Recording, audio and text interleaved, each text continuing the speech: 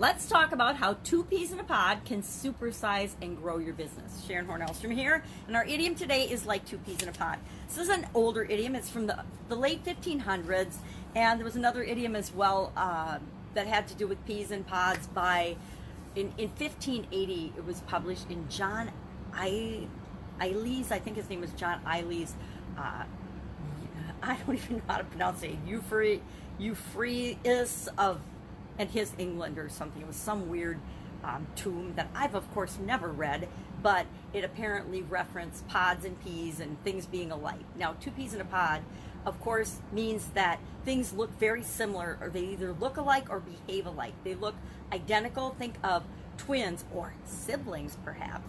Nowadays, I have noticed with everyone, including me, running around in these amazing little face masks, we all seem to look alike, especially if you have a hat and glasses on. I laughed. My son got his Sam's Club picture taken the other day, and he had a cap and a mask on, and I'm like, this could be absolutely anybody. I could put a baseball cap on and go use your Sam's card. This is so ridiculous.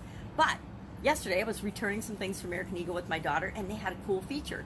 They had not only free masks, but stickers to customize your mask so that you wouldn't have to look like everybody else, so that you didn't have to be identical. So I grabbed a sheet because I thought it was such a fun, clever, and creative way to bring people in, but to also make them feel a little bit special and have a little bit of fun. Don't we all need more fun during COVID?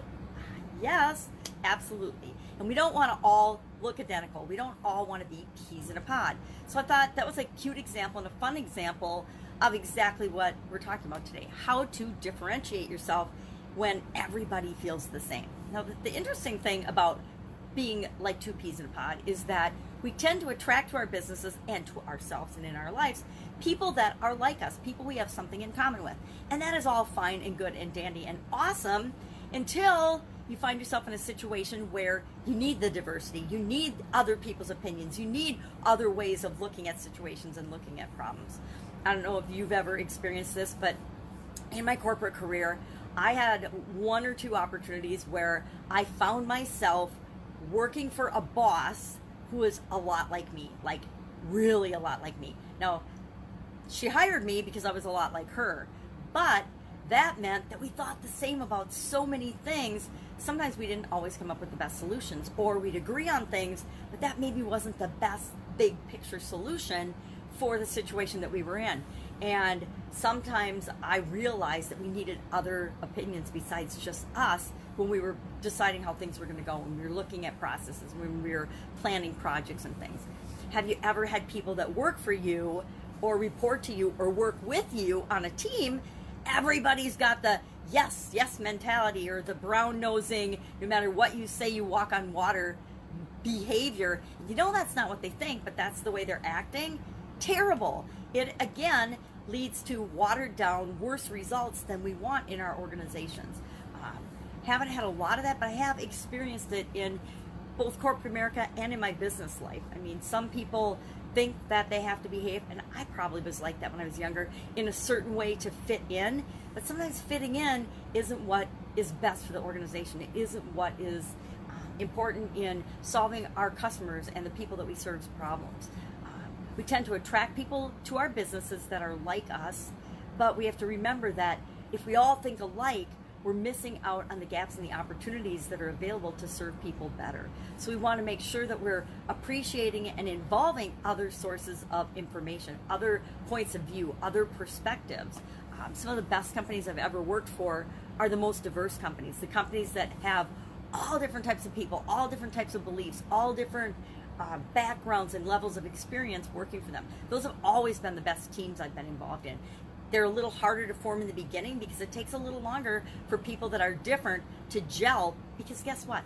All of us have things in common if we're willing to look for them, and it's finding that common ground that makes it possible to work with absolutely anyone and everyone, and that's how we should be. I mean, that's who am I to think that other people should think like I do? Who am I to think that other people should believe and feel about everything the exact way I do?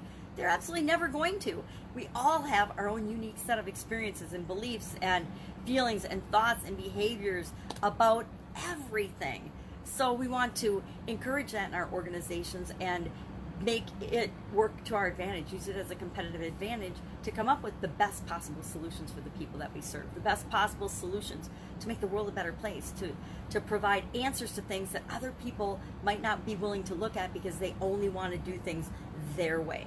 One of my most dreaded sayings I would hear people say in corporate America was, well, that's the way we've always done it. And then I married a guy that said that all the time. Well, that's just the way I am, which is another way of saying that's the way I've always done it and I'm not going to change. Or that's the way things should be and I'm not going to change. Fine, you don't have to change, but I am probably going to change because I know that we always want to be changing and growing and moving forward and progressing and bringing the people that we care about right along with us. And those include our customers. Curious what your experience has been with the idiom or the expression peas in a pod.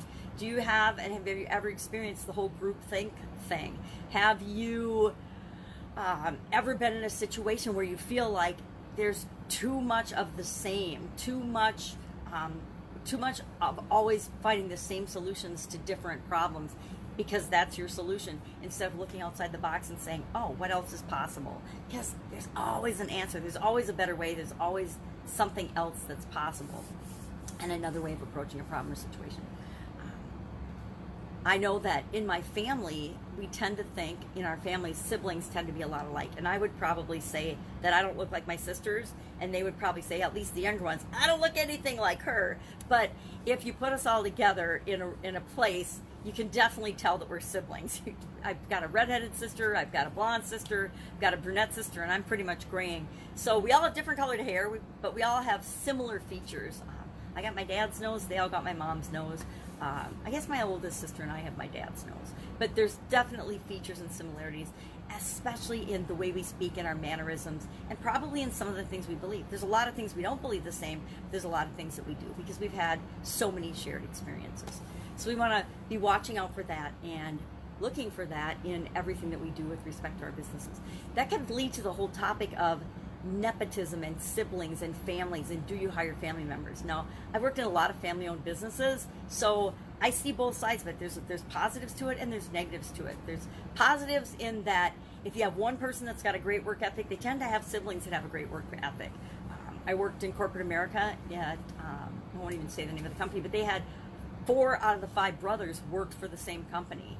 I've worked for a lot of companies where they hired siblings and offspring of people that work there that were good employees. Now, it can backfire too if you hire somebody and they're not a great employee and they have a bad attitude, and you bring in their family. That can cause some negative impacts as well. But I, being from family-owned businesses, don't have a problem hiring people that other people recommend. I always like to hire people that other people recommend. Because it brings with it some sense of urgency for them to teach them and indoctrinate them into the way and the culture of the organization as well. All right, that's it. That's all I've got today on like 2 peas in a pod. Love to know your experience with this idiom. Have an absolutely amazing day. I will be with you tomorrow with another interesting idiom. What does it mean? Where does it come from? And how might you use it in your business right now to supersize and grow and create the impact that you want to in the world? Any questions? Hit me up below. Otherwise, I will be with you tomorrow. Bye.